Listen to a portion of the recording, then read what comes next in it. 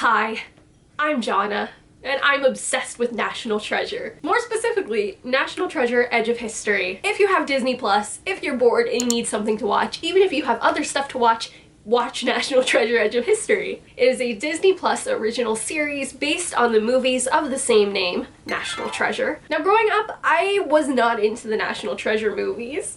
Please don't throw tomatoes at me. I think for my fragile self at the time, they were a little too intense for me. I remember thinking the trailers looked just a little bit too edgy. The first time that I saw a National Treasure movie, I think, was maybe 2 years ago. I'm not entirely sure when, because I don't think I paid a ton of attention to it. I will admit this.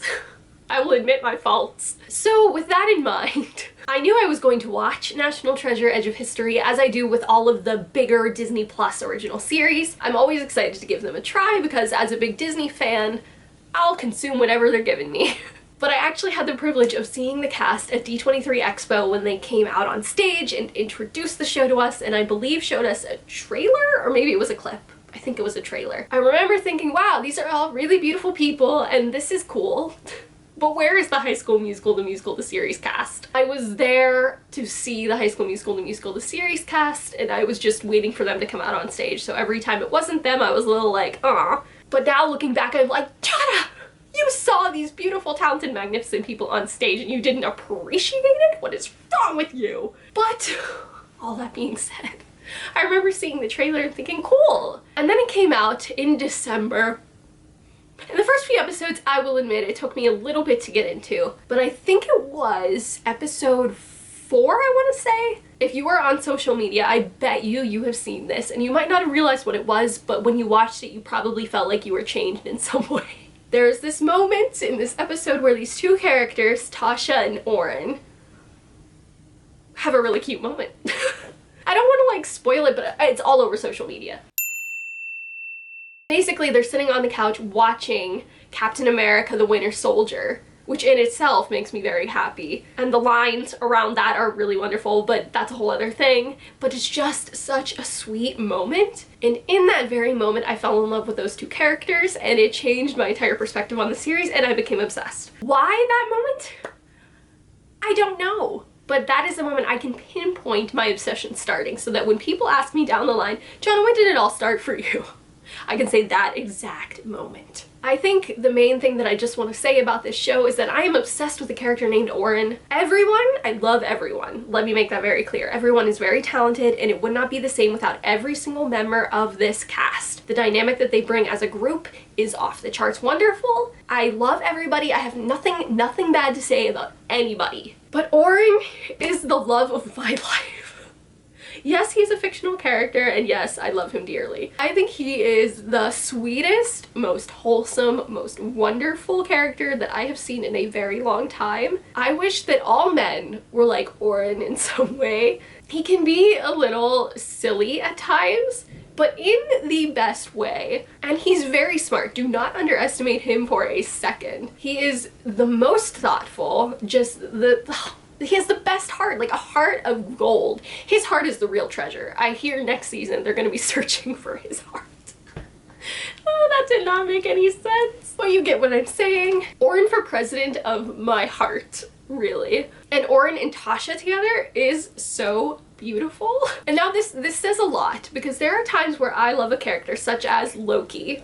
Okay, and I have trouble seeing them with someone else like Sylvie. But for this, with Oren and Tasha, I'm happy to see them together. I think they are beautiful. I think that they are the best couple. 10 out of 10 for me. I'm not jealous. I am not jealous in any way because they are so perfect together. There's no room for me to be jealous. There's just room for me to admire and love. Anyway, I think that this show pulls in people that might not have been into National Treasure by making it very relatable, at least for people around my age. If you're in your 20s, watching people that are like in their 20s going through things that you go through, on a much grander scale, of course, but it just makes it so much more relatable and more interesting. There is suspense, but there is also humor and heart. And I think there's something in it for everybody. Like if you're there for the adventure, you're gonna get that. If you're there for some romance, you're gonna get that. If you're there for humor, you're gonna get that. If you're there for like history, if you're a history buff, you're gonna be getting that too. Truly, I feel like everybody in the whole wide world could sit down and watch this and enjoy it.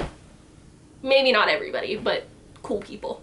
The only thing that I will say that kind of bothers me about the series, but not so much that I'm not obsessed with it. It's really not a big deal. And it's in line with all of the National Treasure movies that I have now sat and watched. Everything is very convenient. The technology that they have, the things they have access to, it's all very convenient. But that was a massive part of the Nicolas Cage movie, so it's right in line with that. It's very on theme. It just sometimes things will be happening and I'm like, that's convenient that you had that right then when you needed it and that you knew how to use it. But does it take me out of the series? No. It just gives me a little pause and then I move on. You just need a good suspension of disbelief and a good love of fun. It's just fun. It has a really good villain who I'm still thinking about. She's played by Catherine Zeta-Jones and she's very compelling, I'll say. And very, like, I don't understand her motive, which, like, maybe isn't a good thing, but at the same time it's just making me think and rethink about what I watch, which is really fun. I think I want to watch it again. I really want to show it to my best friend, and I think I'll discover new things through seeing it a second time. And it's always great when, like, the villain and the hero are close. Like, you know that scene in Spider-Man Homecoming when Peter Parker's in the car with the Vulture and you can feel the tension and the scariness? Well, Jess, our hero, and Billy, our villain, have, like, close proximity to each other, and that just ups the ante. Whatever an ante is, it's upped. Speaking of Jess, she is played by just a wonderful person. If I'm remembering correctly, this is her first, like, big-scale project, and I am so impressed. She really carries the show with such power, and you can always feel her emotions, and she's just so talented, and I love her. And you can tell that this means so much to her, and that she was a fan of the original movies, and that she is having fun, and that she takes it seriously, but not in a way where it's like, whoa, calm down. In a way that it's like, oh, I really respect you and I really respect the work that you've put into this and the thought that you've put into this and how present you are in every single scene, because she's in pretty much every scene. All of the main people are super talented and I have followed them all on Instagram and I will be a fan of them forever. And week after week I was just really excited to see what would happen next. And when it ended, I was very sad. It's been a week now and I'm still in mourning. I probably should have taken off work. I was very distraught about it. Because the thing is, they set it up perfectly for another season, but we don't have confirmation about if we're going to have another season, which is giving me a lot of nerves. Because if it doesn't come back, I'm truly going to be very heartbroken. I want to see more adventures. I want to see them in the third National Treasure movie that they've been talking about making. Dare I say, this group is better at solving national treasures than Nicolas Cage himself. And they all went on such a great arc this season, and I'm just so excited to see what else could happen to them and how else they could evolve.